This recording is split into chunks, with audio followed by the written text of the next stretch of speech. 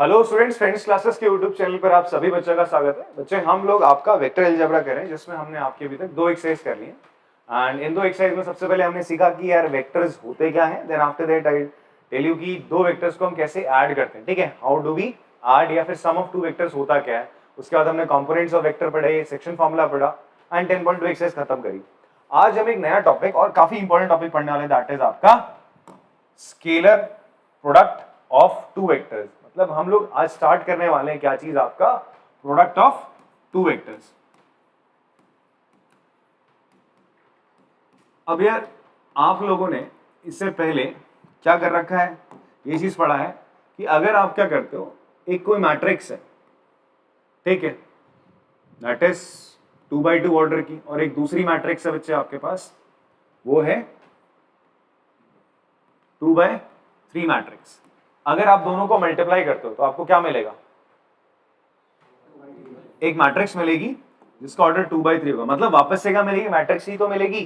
ठीक है, उसी तरीके से मैं आपसे कहूं, अगर एक रियल नंबर को तुम किसी रियल नंबर से मल्टीप्लाई करते हो तो तुम्हें क्या मिलता है, एक रियल नंबर मिलता है। मिलता है नहीं मिलता? अच्छा, मैं आपसे बोलूं कि अगर मैं क्या करूं यार, एक फंक्शन को मल्टीप्लाई करूं। फंक्शन को भी ना मल्टीप्लाई करने के 2 तरीके होते हैं। टू मल्टीप्लाई 2 फंक्शंस हमारे पास 2 तरीके होते हैं। एक तो होता है पॉइंट वाइज हम लोग मल्टीप्लाई करते हैं। जैसे मैं आपसे बोलूं x² + 1 एक फंक्शन है, उसको मैं मल्टीप्लाई कर रहा हूं किसके साथ बच्चे, आपका sin x के साथ। तो मैं कैसे मल्टीप्लाई करूंगा इसको, sin x से x² को, फिर sin x से 1 को। ये हो जाएगा आपका x² × sin x plus sin x। ठीक है जी, ये आपका fx फंक्शन है और एक आपका gx फंक्शन है। ये मल्टीप्लाई करने का एक तरीका होता था। दूसरा तरीका आपका मल्टीप्लाई करने का क्या होता था बच्चे आपका, कि आप क्या करते थे, फंक्शंस को कंपोज करते थे। कैसे, ये fx से gx है तो मैं इसको ऐसे लिख सकता हूं, f ऑफ gx लिख देता हूं। ठीक है, तो इसको मैं कैसे लिखूंगा, जहां जहां x है वहां sin x डाल दो, तो ये हो जाएगा आपका sin² x + 1। तो f ऑफ gx फंक्शन क्या हो जाएगा, sin² x + 1। आपने इन दोनों फंक्शंस को कंपोज कर दिया। ये भी मल्टीप्लाई करने का एक तरीका होता था। तो there are 2 ways to multiply this. ठीक है, इन द सेम वे हम अगर बात करें वेक्टर्स की, तो वेक्टर्स को भी ना मल्टीप्लाई करने के हमारे पास 2 तरीके हैं। या तो हम क्या कर सकते हैं, वेक्टर्स को इस तरीके से मल्टीप्लाई करें कि उनको मल्टीप्लाई करने के बाद जो वैल्यू आए वो क्या आ सकती है, आपका एक स्केलर वैल्यू आ सकती है। कैसी वैल्यू आ सकती है बेटा, ध्यान सुनो। अभी अभी मैंने आपसे बोला था कि 2 मैट्रिक्स को मल्टीप्लाई कर रहा था, वापस से मैट्रिक्स आ रही थी।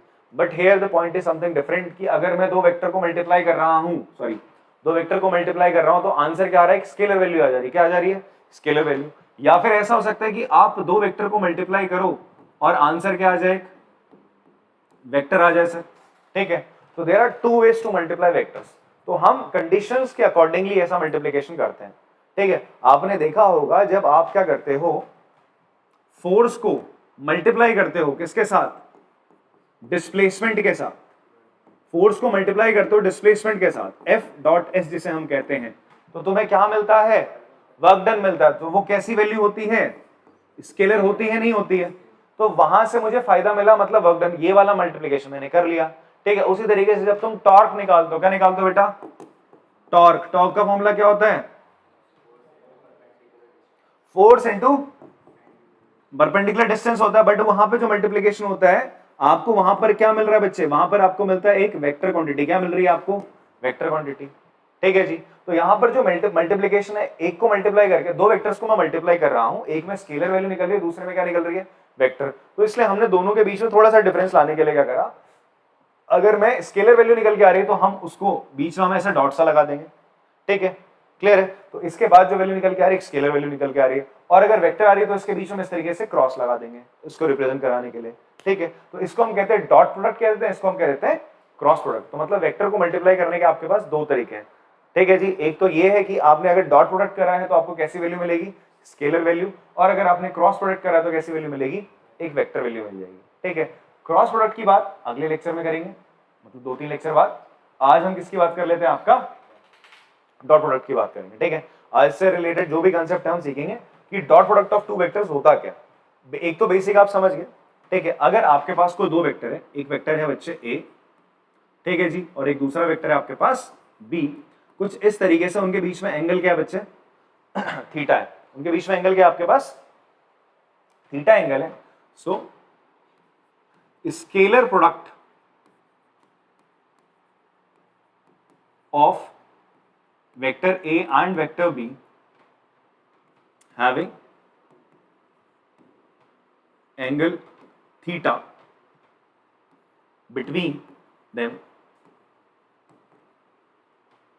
और थीटा की वैल्यू क्या होती है बच्चे, 0 डिग्री से 180 डिग्री के बीच में कुछ भी हो सकती है, इवन 0 और 180 डिग्री भी हो सकती है, इज गिवन बाय, इसको हम कैसे लिखते हैं, अगर आप दो वेक्टर्स का स्केलर प्रोडक्ट करते हो डॉट प्रोडक्ट, स्केलर प्रोडक्ट या डॉट प्रोडक्ट क्यों कह रहे हैं, डॉट इसलिए कह रहे हैं कि इसको कैसे लिख रहा हूं मैं, ए डॉट बी करके लिख रहा हूं, तो ये किसके बराबर होता है, ये बराबर होता है magnitude of A into magnitude of vector B into cos theta.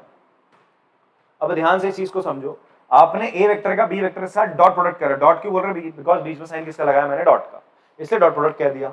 Value का निकल के आ रही है magnitude of A, magnitude of A क्या होगा, एक नंबर होगा, मैग्नीट्यूड ऑफ बी, ये भी क्या होगा, एक नंबर होगा, कॉस थीटा भी क्या होता है, एक नंबर ही तो होता है, कॉस थीटा भी तो कोई वैल्यू नंबर में तो देता है, -1 से 1 के बीच में तो वैल्यू देता है ना कॉस थीटा, तो इसका मतलब ये सारी नंबर ही तो है, कुछ और थोड़ा है, नंबर ही तो, इसका मतलब कैसी वैल्यू है, स्केलर वैल्यू है, तो इसीलिए इस प्रोडक्ट को हम क्या बोलते हैं, स्केलर प्रोडक्ट भी कह देते हैं, बिकॉज वैल्यू का निकाल के देगा आपको, एक स्केलर वैल्यू निकाल के देता है।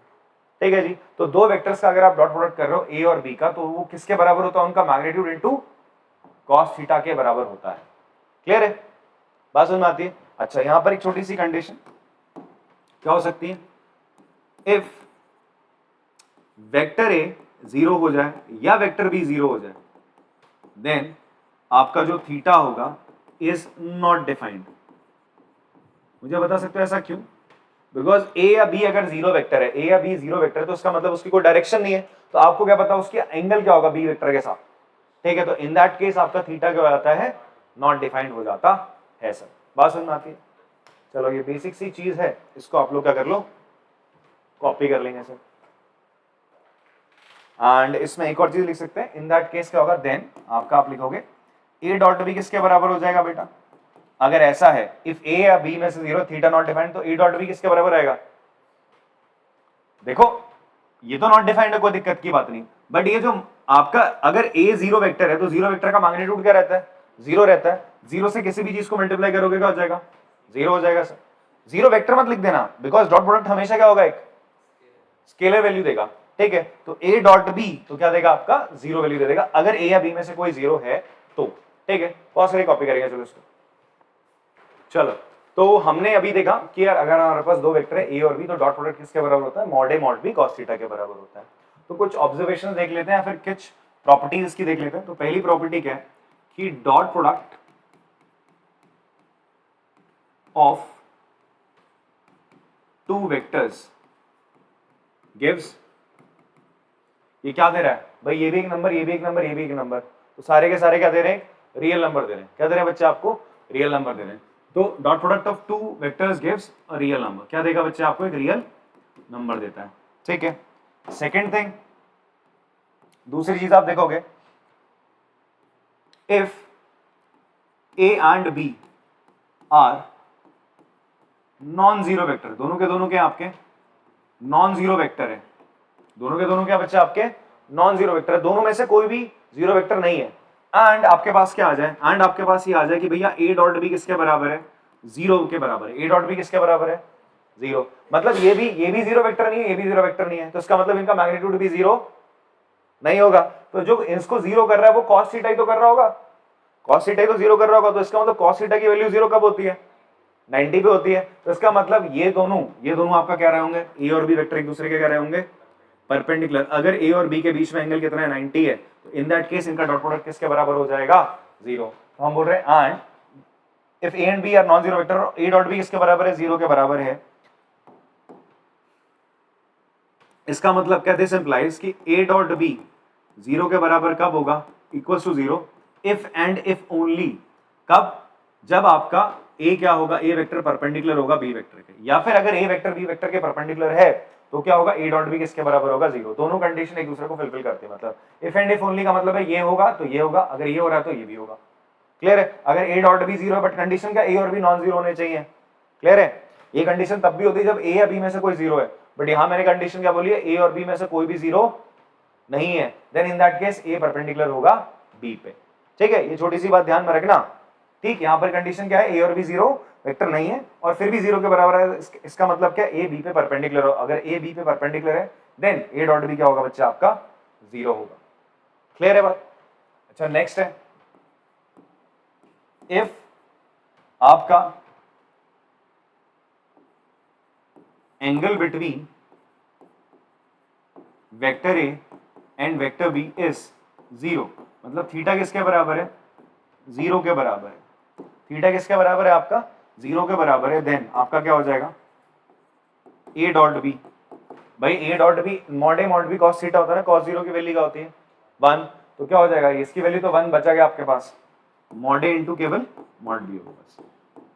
ठीक है जी। एंड ऑल्सो अगर मैं बोलूं ए डॉट ए कर दूं तो वो किसके बराबर हो जाएगा, मॉड ए स्क्वायर के बराबर हो जाएगा, किसके बराबर हो जाएगा, मॉड ए स्क्वायर के बराबर हो जाएगा। क्लियर हो रही है सर बात आपको? और अगर यहीं पे हम क्या करते हैं, थोड़ा सा changes, if angle between vector A and vector B is कितना, 180 डिग्री है, कितना है आपका, पाई है, थीटा कितना है बच्चे आपका, पाई है, तो cos 180 की वैल्यू क्या होती है, -1, क्या होती है, -1 होती है, तो इन दैट केस आपका ए डॉट बी किसके बराबर हो जाएगा बेटा, माइनस का मॉड ए मॉड बी, और आप बोल सकते हो ए डॉट ए किसके बराबर हो जाएगा, ये बराबर हो जाएगा माइनस का मॉड ए स्क्वायर के बराबर हो जाएगा। बात समझ में आती है सर आपको? क्लियर है?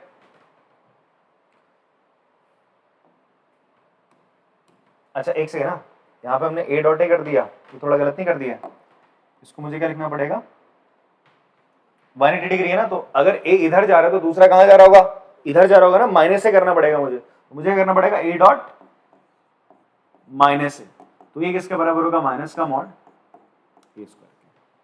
क्लियर हो रही है बात? ठीक है, यहां तो मैंने बता दिया थीटा 180, बट यहां नहीं बताया। क्लियर? तो ये हमारी इसकी कौन सी चौथी प्रॉपर्टी होगी। फिर और प्रॉपर्टीज हैं इसकी, देख लो, पांचवी प्रॉपर्टी समझो। अब देखो यार, हमारे पास ये होते थे ना आपके एक्स वाई जेड एक्सेस थे, ये जो तीनों एक्सेस है, तीनों एक दूसरे पे क्या है, म्यूचुअली परपेंडिकुलर है। इस तरीके से फिंगर देख लो ना, म्यूचुअली क्या परपेंडिकुलर है, भाई ये एक्स है, वाई है, जेड है, तो एक्स वाई पे परपेंडिकुलर है, एक्स और वाई एक्सेस एक दूसरे पे क्या है, परपेंडिकुलर है नहीं है? तो अब मुझे बताओ आई कैप किसको रिप्रेजेंट करता है, a unit vector along x axis. ठीक है, मैं अगर इसका डॉट प्रोडक्ट कर दूं किसके साथ, जे कैप के साथ, जे कैप क्या रिप्रेजेंट करता है, a unit vector along Y axis. ये दोनों एक दूसरे पे क्या है, परपेंडिकुलर है, ये दो तो परपेंडिकुलर, दोनों एक दूसरे पे क्या है, आई कैप जे कैप पे क्या है, परपेंडिकुलर है भाई साहब, तो इसकी वैल्यू क्या हो जाएगी, जीरो, बिकॉज आई कैप क्या है आपका, परपेंडिकुलर है ऑन जे कैप। उसी तरीके से आई डॉट के कैप कितना हो जाएगा, जीरो, और उसी तरीके से जे डॉट के कैप भी क्या हो जाएगा, जीरो। छोटी सी चीज रहेगी यार तुम्हें बताना, ये भी काफी इंपॉर्टेंट है, दैट इज आपका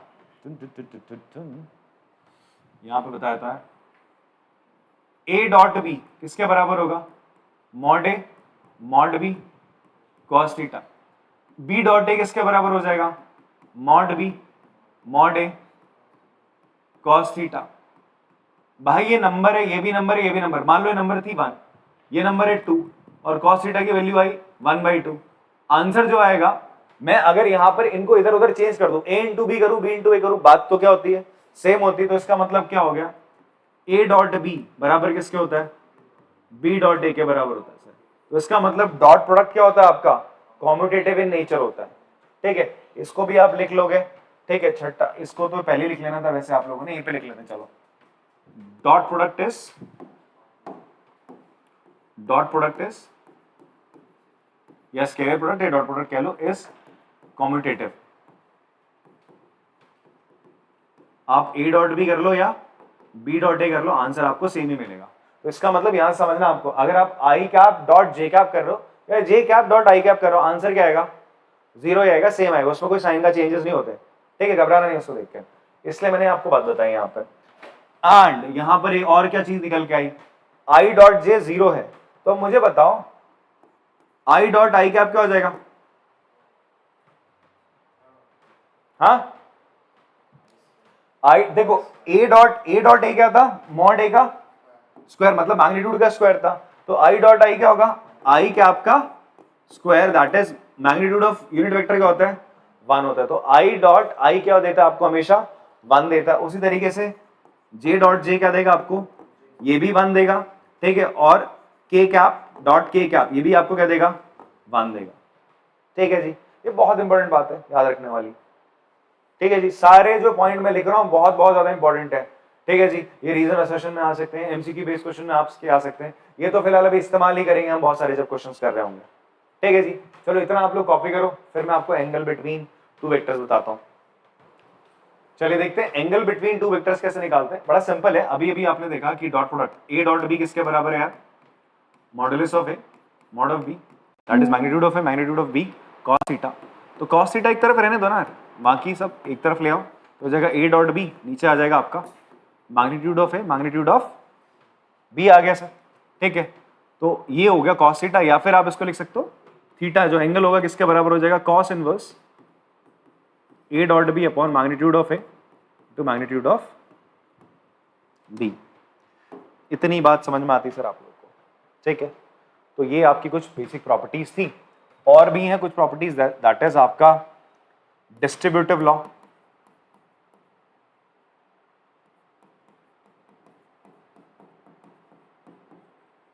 तो चेक करते हैं कि आपका जो डॉट प्रोडक्ट है वो डिस्ट्रीब्यूटिव लॉ को फॉलो करता है या नहीं करता। हम क्या कर रहे हैं, आपका डिस्ट्रीब्यूशन ऑफ, किस तरीके से डिस्ट्रीब्यूटिव लॉ लगा रहे हैं, हम क्या करेंगे, ए का डॉट प्रोडक्ट करेंगे किसके साथ,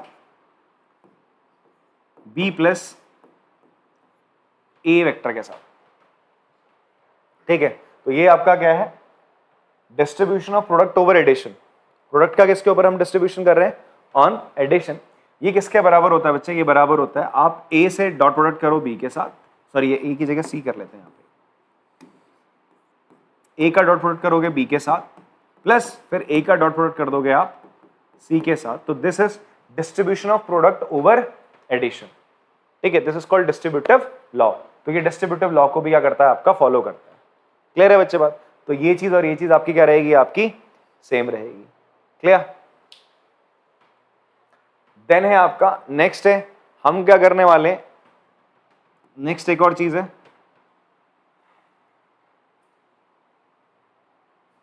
ए डॉट बी में कर रहा था दो वेक्टर्स का डॉट प्रोडक्ट, और मैंने इसको मल्टीप्लाई कर दिया किसी एक कांस्टेंट से। कांस्टेंट क्या ले लिया हमने, के। के एक स्केलर है, के क्या है बच्चे, यहां पर एक स्केलर है, कोई कांस्टेंट है। तो के से आप इसको मल्टीप्लाई करो, ये बराबर होगा, आप क्या करो, के से अगर आप ए वेक्टर को मल्टीप्लाई करो, फिर आप इसका डॉट प्रोडक्ट निकालो बी के साथ, बात वही रहेगी। या फिर आपने करा, इसको ऐसे लिख लिया, के से आपने बी का मल्टीप्लीकेशन करा, फिर आपने ए के साथ डॉट प्रोडक्ट निकाला, बात आपकी सेम रहेगी। देखो कुछ चीजें जब हम देख लेते हैं ना लिखी हुई, आपको कोई डिस्कस कर रहा है, आपको बता रहा है, या फिर आपने बुक में देख लिया, तो आपको थोड़ा कॉन्फिडेंस आता है। तो इसलिए मैं एनसीईआरटी की ऑलमोस्ट जितने भी आपकी प्रॉपर्टीज या थ्योरम्स हैं उनको आपको डिस्कस करो, तो एक बार आप देख लोगे तो आपको कॉन्फिडेंस रहेगा, हाँ यार ये चीज पॉसिबल तो है। वरना कभी कोई चीज एग्जाम में नहीं आती, तुम बोलो मैंने तो देखा ही नहीं। कभी कभी बच्चे ऐसे होता है ना, कॉन्फिडेंस रहता है कि यार ये तो देखा ही नहीं, तो इसको तो चलो यार क्या करूं, थोड़ा सा आप डाइसी सिचुएशन में रहते हो, तो ये देख लिया, देख लो एक और प्रॉपर्टी यार सर आपकी, ठीक है, सॉर्ट ऑफ थ्योरम ही है या प्रॉपर्टी है आपकी, एनसीईआरटी में गिवन है। तो इस तरीके से आप इसको लिख सकते हो। या फिर ये ऐसे भी हो सकता है, ए डॉट बी वेक्टर, फिर बाद में तुमने के से मल्टीप्लाई करा, बाद में पहले किसी से भी कर लो। क्लियर है।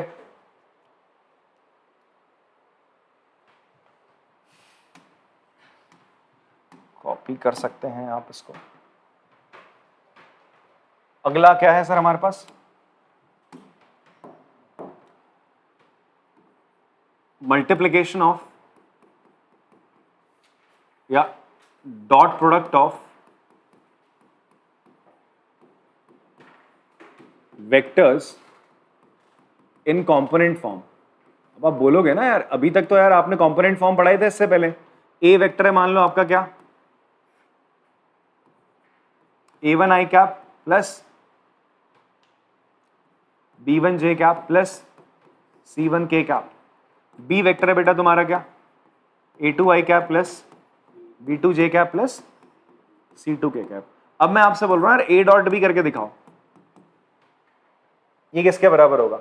अब हमेशा ऐसा होता है ना कि तुम मैग्नीट्यूड निकालने बैठ रहे हो, ठीक है जी, किसका मैग्नीट्यूड निकालेंगे, इसका मैग्नीट्यूड। मैं अगर बोलूं इनके बीच में एंगल ही नहीं दे रहा तुम्हें, तो क्या करोगे, आपको एंगल ही नहीं पता इन दो वेक्टर्स के बीच में। तो इन दैट केस मैं आपको बता रहा हूं डायरेक्ट हम कंपोनेंट फॉर्म में अगर हमारे पास वेक्टर, हम उनको कैसे मल्टीप्लाई करते हैं। तो देखो ए डॉट बी आप कर रहे हो तो A1 आई कैप प्लस B1 जे कैप प्लस C1 के कैप, इसका मल्टीप्लीकेशन डॉट प्रोडक्ट आप किसके साथ कर रहे हो, A2 आई cap plus B2 J cap plus C2 के कैप। अभी अभी मैंने आपको एक डिस्ट्रीब्यूटिव लॉ पढ़ाया था, बताया ना यहाँ पे डिस्ट्रीब्यूटिव लॉ कि A dot B plus C, तो पहले A से इसका डॉट प्रोडक्ट करेगा, फिर प्लस बीच में साइन आ जाएगा, फिर A से डॉट प्रोडक्ट करोगे C के साथ।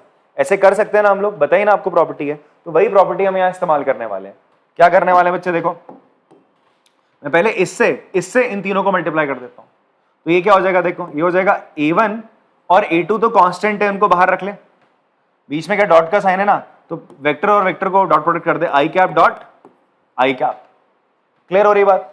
प्लस अब इससे आप क्या करोगे, इन दोनों को मल्टीप्लाई करो, ये हो जाएगा A1 और B2 आपने अलग कर लिया कांस्टेंट, आई कैप डॉट जे कैप कर लोगे, प्लस फिर क्या करोगे, A1 इससे इसको मल्टीप्लाई करोगे, हो जाएगा A1 इंटू C2 और साथ में क्या आ जाएगा आई डॉट के कैप। क्लियर है।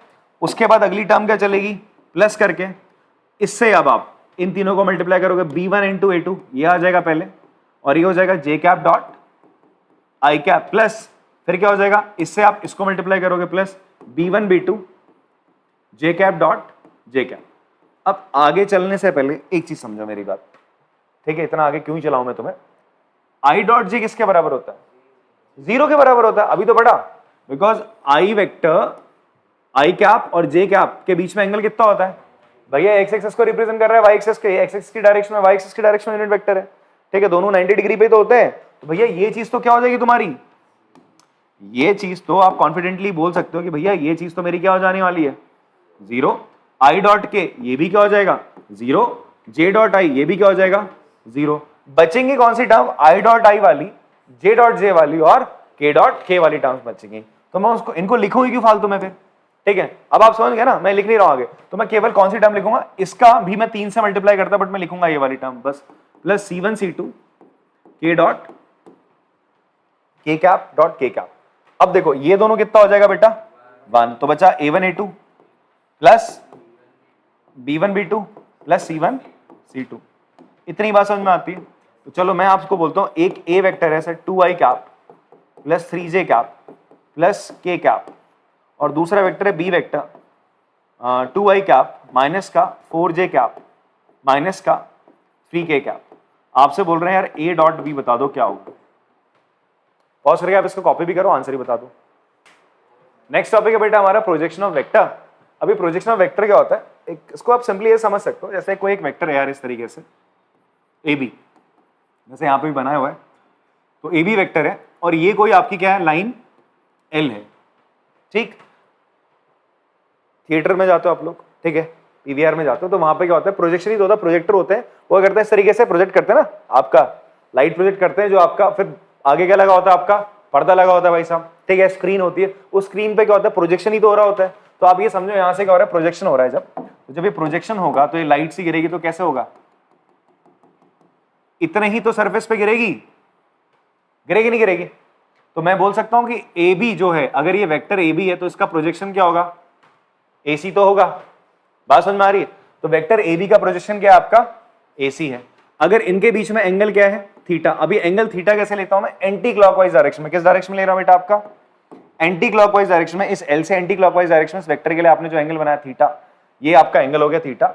अब मुझे क्या निकालना है, AC निकालना है। क्या निकालना है, AC। ध्यान सुनना, ये AC निकालना है मुझे, इसके बारे में पता है मुझे, ये पता है वेक्टर A है, तो मुझे बताओ यार AB किसके बराबर होगा, मॉडुलस ऑफ A के बराबर होगा, मतलब मैग्नीट्यूड ऑफ A के बराबर ही तो होगा। ये जो AB है लेंथ है ना बच्चे, ध्यान से सुनना मेरी बात, AB लेंथ है, AC भी लेंथ है। मैं अब तो यहां पर देखो, तो cos थीटा किसके बराबर हो जाएगा, बेस अपॉन हाइपोटेन्यूज, यही तो होता है, 90 आ रहा है। तो यहां पर अगर मैं आपसे बोलूं जो AC है, तो AC किसके बराबर हो जाएगा, AB को मैं क्या बोल रहा हूं, मॉड A cos थीटा। तो यहां पर ये जो AC है, AC is projection of vector A on line L। L line पे A वेक्टर का प्रोजेक्शन क्या है बच्चे, आपका AC है। इतनी बात समझ में आती है। और अगर मैं बोल रहा हूं ये जो AC है, AC आपका, अगर ये लाइन ऑफ, ये अगर ये क्या है, इस ट्रायंगल का एक पार्ट है, इसको मैं किससे रिप्रेजेंट कर रहा हूं, पी वेक्टर से। किससे रिप्रेजेंट कर रहा हूं आपका? पी वेक्टर से रिप्रेजेंट कर रहे हैं हम लोग, ठीक है। तो हम कह सकते हैं कि जो आपका वेक्टर पी है, ठीक है, तो वेक्टर पी इज कॉल्ड, इसे हम कहते हैं आपका प्रोजेक्शन वेक्टर कहते हैं। इसे हम क्या कहते हैं बेटा? आपका प्रोजेक्शन वेक्टर। मैं बोल रहा हूं ये जो AC है इसको मैं किससे रिप्रेजेंट कर रहा हूं? AC वेक्टर को रिप्रेजेंट कर रहा हूं पी वेक्टर से। तो पी वेक्टर क्या है? AB वेक्टर का क्या कहलाया जाता है? प्रोजेक्शन वेक्टर कहलाया जाता है। और जो AC है, AC मतलब जो मैग्नीट्यूड ऑफ P बोल सकते हो आप। क्या बोल सकते हो आप लोग? मैग्नीट्यूड ऑफ जो P है वो एक्चुअल में क्या है बच्चे आपका? That will be projection of vector AB। तो प्रोजेक्शन ऑफ वेक्टर AB या वेक्टर A वो हमेशा कैसी क्वांटिटी होगी? एक स्केलर क्वांटिटी होगी। कैसी क्वांटिटी होगी आपकी? ध्यान से सुनना, अगर आपसे क्वेश्चन में बोला जाएगा find the projection of vector ए, तो वो आपसे क्या बोल रहा है? आपको क्या निकालना है? तो प्रोजेक्शन ऑफ एनी वेक्टर कैसी क्वांटिटी है आपकी? स्केलर है ना। देखो मैंने क्या निकाला ना, तो ये क्या AC, AC का एक लाइन ही तो है, लाइन सेगमेंट। इसका क्या निकाला मैंने? मैग्नीट्यूड ही तो निकाला। फिर मैं बोल रहा हूँ ये इसको रिप्रेजेंट करने के लिए अगर मैं पी वेक्टर का इस्तेमाल कर रहा हूँ जिसकी डायरेक्शन एल की ही, एल लाइन की डायरेक्शन में ही है, तो वो एक्चुअल में क्या होता है? AB वेक्टर का प्रोजेक्शन वेक्टर होता है। क्लियर हो रही बात आपको? अच्छा, अब ये पी वेक्टर की डायरेक्शन चेंज हो सकती है, ठीक है। Direction of vector P can be, क्या हो सकती है आपका? पॉजिटिव भी हो सकती, या कैन बी पॉजिटिव और negative to direction to line L। ये L के क्या हो सकती है? पॉजिटिव नेगेटिव हो सकती है, डिपेंडिंग ऑन, किस पे डिपेंड करेगा? थीटा पे। किस पे डिपेंड करेगा आपका? थीटा पे। ध्यान समझो इस बात को। अभी बेटा जैसे ये था यहां पर थीटा, तो P की डायरेक्शन कहां की डायरेक्शन में? आपका AC की डायरेक्शन कहां है? L लाइन की डायरेक्शन में। अब आपने अगर थीटा क्या कर दिया बच्चे? थीटा क्या कर दिया? बढ़ा दिया। थीटा 90 और 180 के बीच में कर दिया। 90 और 180 के बीच में आपका थीटा क्या होता है? कॉस थीटा क्या होता है? यहां देखो ना, कॉस थीटा ही तो है। कॉस थीटा क्या होता है? नेगेटिव होता है ना। नेगेटिव होता है तो P की डायरेक्शन कहां हो जाएगी? यहां पर ऑपोजिट टू L हो जाएगी। यहां पर भी क्या होगी? Theta 180 270, third quadrant negative, opposite to L negative हो जाएगी। और यहां पर फोर्थ क्वाड्रेंट में क्या हो जाएगी? पॉजिटिव हो जाएगी, ठीक है। तो इसका मतलब यहां पर जब मैं क्या कर रहा हूं? प्रोजेक्शन ऑफ वेक्टर की बात कर रहा हूं, तो जो ये थीटा है, थीटा की वैल्यू किसके बीच में? Here theta value is lying between 0 से 360 डिग्री के बीच में लाई करती है। बात समझ में आ रही है? जब हम प्रोजेक्शन ऑफ वेक्टर की बात कर रहे हैं, यहां पर मैं यहां पे डॉट प्रोडक्ट की बात नहीं कर रहा हूं, मैं केवल प्रोजेक्शन ऑफ वेक्टर की बात कर रहा हूं। तो एट दैट मोमेंट थीटा की वैल्यू क्या हो सकती है? 0 से 360 के बीच में आ सकती है। आप ध्यान से देखो, अगर ये एंगल आपने कर दिया, ये कर दिया, तो प्रोजेक्शन ऑफ वेक्टर क्या रह जाएगा?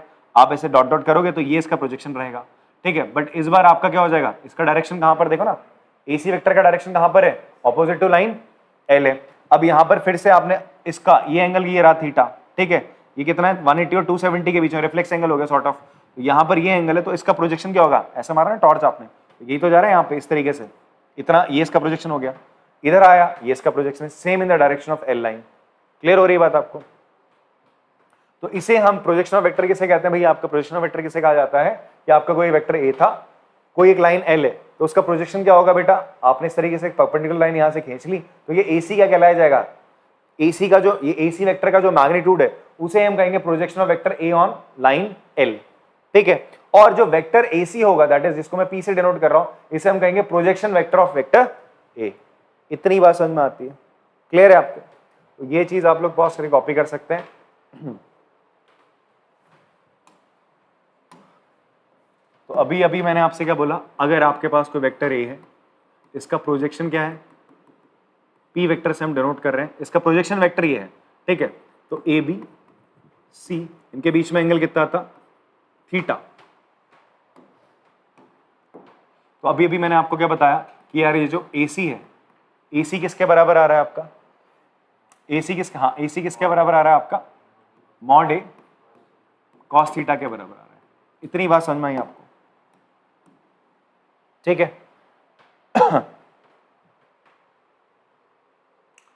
एंड AC क्या है आपका?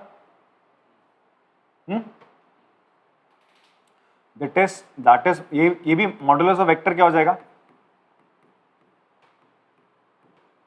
P तो होगा नहीं होगा? अब मुझे क्या बताना है आपको? हम ना वेक्टर की फॉर्म में, जो स्केलर प्रोडक्ट मैंने आपको बताया उसकी फॉर्म में मैं आपको प्रोजेक्शन ऑफ वेक्टर को दिखाता हूं। तो लिखेंगे कैसे हम? Projection of vector A on किस पे हम बता रहे हैं उसका प्रोजेक्शन?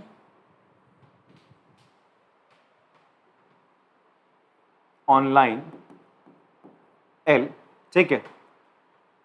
कैसे उसको डिनोट करोगे? ये डिनोट करा जाएगा, ए वेक्टर को आप किससे मल्टीप्लाई कर दो, जो पी है ना, जो पी वेक्टर है आपका, पी वेक्टर उसके यूनिट वेक्टर से मल्टीप्लाई कर दो। यही एक्चुअल में क्या होता है, प्रोजेक्शन ऑफ वेक्टर ए, ठीक है, ऑन, आप बोल सकते हो पी वेक्टर भी बोल सकते हो। ए वेक्टर का पी वेक्टर पे प्रोजेक्शन हम कैसे दिखाते हैं, हम ए वेक्टर को किससे मल्टीप्लाई कर देते हैं, पी के यूनिट वेक्टर से। तो यही आपको क्या देता है, प्रोजेक्शन ऑफ वेक्टर। ये आया कैसे, देखो इसकी उत्पत्ति कैसे हुई, ये हम एक्चुअल में बोलना क्या चाह रहे हैं, एसी किसके बराबर है, एसी किसके बराबर हम बोल रहे हैं, मॉड ए डॉट पी के आपके बराबर है, ये तो बोल रहे हैं, ये तो बोला जा रहा है आपसे, ठीक है। अब यहां पर देखो यार, आपको अगर मैं क्या करूं, ऊपर नीचे किससे मल्टीप्लाई कर दूं यहां पर इसको, या फिर ये इसको हम ऐसे लिख रहे हैं, एसी को हमने लिखा पी का, आपको क्या लिख सकता हूं मैं, पी वेक्टर अपॉन पी का मैग्नीट्यूड लिख सकते हैं, ठीक है जी। अब यहां ए डॉट पी क्या होगा बताओ मेरे को, mod A mod P cos theta, ये तो होगा, अपॉन नीचे क्या हो जाएगा आपका, मॉड पी रहेगा, क्लियर है। अब इस मॉड पी से मॉड पी क्या हो जाएगा, कैंसिल, तो एसी किसके बराबर आ गया, ये तो था, एसी किसके बराबर था आपका, मॉड ए कॉस थीटा के तो बराबर था। बात समझ में आ रही है सर आपको? अगर मैं यहां पर क्या कर देता यार, इधर पे क्या कर देता, मैं यहां पर मल्टीप्लाई कर देता आपका क्या, किससे, ऊपर नीचे किससे मल्टीप्लाई कर दूं, मॉड पी और मॉड पी से मल्टीप्लाई कर दूं, तो ये चीज किसके बराबर होगी, ये चीज बराबर होगी आपकी ए डॉट पी वेक्टर के बराबर होगी ना, ए वेक्टर डॉट पी वेक्टर, ये तो होता है।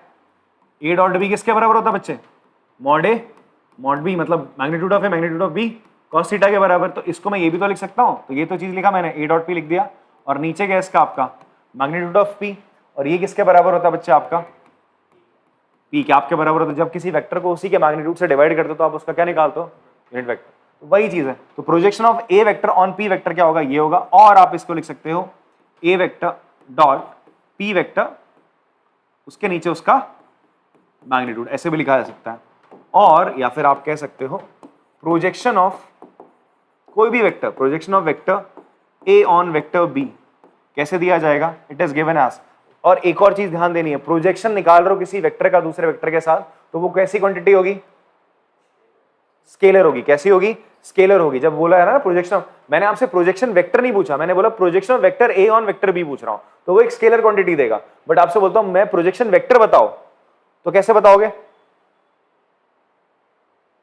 तो उस टाइम पे बोल ही रहा है ना, ए का बी पे बताना, तो बी वेक्टर ही आपका क्या प्रोजेक्शन वेक्टर है आपको उस केस में, ठीक है। या निकालने को बोलेगा तो उसको निकाल लेंगे उसी के अकॉर्डिंगली। तो फिलहाल के लिए projection of vector A on B कैसे दिया जाएगा, ये लिखा जाता है आपका A vector dot B vector upon magnitude of B, और आप इसे लिख सकते हो ए वेक्टर डॉट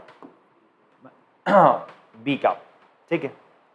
या फिर आप पहले ए डॉट बी निकालो और उसको किससे डिवाइड कर दो, बी के मैग्नीट्यूड से डिवाइड कर दो, वो भी आपका प्रोजेक्शन ऑफ वेक्टर बताता है।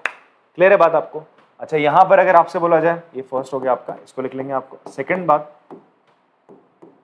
अगर यहां पर इफ थीटा हेयर इज कितना हो जाए, 0 हो जाए, थीटा कितना हो जाए, 0, थीटा क्या हो गया, 0, इसका मतलब ये ए बी जो वेक्टर है, ये ए बी वेक्टर है, ये यहीं पे ही आ गया, तो यही वापस से इसी लाइन पे आ गया ना, एल लाइन पे ही आ गया, तो ये खुद का क्या हो जाएगा, प्रोजेक्शन हो जाएगा। तो ए बी वेक्टर का प्रोजेक्शन ये खुद ही हो जाएगा। Then projection of vector A B is A B, ये तो हो जाएगा, इसको ऐसे लिख सकते हो आप, ठीक है, इटसेल्फ आप बोल सकते हो। और थर्ड है, अगर इफ थीटा की वैल्यू मैंने क्या बोल दी, π/2 कर दी और 3π/2, मतलब आप बोल रहे हो थीटा की वैल्यू आपने 90 कर दी, थीटा की वैल्यू क्या कर दी आपने 90, थीटा की वैल्यू 90 कर दी है, ये इसको ऐसा कर दिया सीधा, ऐसा हो गया। यहां से अगर तुम टॉर्च मारो ना तो क्या होगा, इस पे इसका कोई शैडो या पोजीशन बनेगा, नहीं बनेगा, तो इन दैट केस इसका पोजीशन क्या हो जाएगा, 0 हो जाएगा। Then projection of vector A is 0। इतनी बात समझ में आती है सर आपको? चलो कॉपी करेंगे इन चीजों को, फिर आगे बताता हूं। कोई नहीं, भी चल ही रहा होगा। चलो कॉपी किया होगा आप लोगों ने। यहाँ पर एक चीज ऐड ऑन कर लेंगे आप लोग कि यार अगर थीटा 0 था तब projection of vector A B क्या था, ये था, एंड इसका जो प्रोजेक्शन वेक्टर होगा, इसका प्रोजेक्शन वेक्टर क्या हो जाएगा, वो खुद ही होगा, दैट इज ए बी रहेगा। ये मैंने बोला प्रोजेक्शन क्या रहेगा, ए बी वेक्टर का प्रोजेक्शन वो खुद रहेगा, दैट इज प्रोजेक्शन हमेशा स्केलर क्वांटिटी रहेगी। उस तरीके से मैं बोलूं इफ थीटा इज,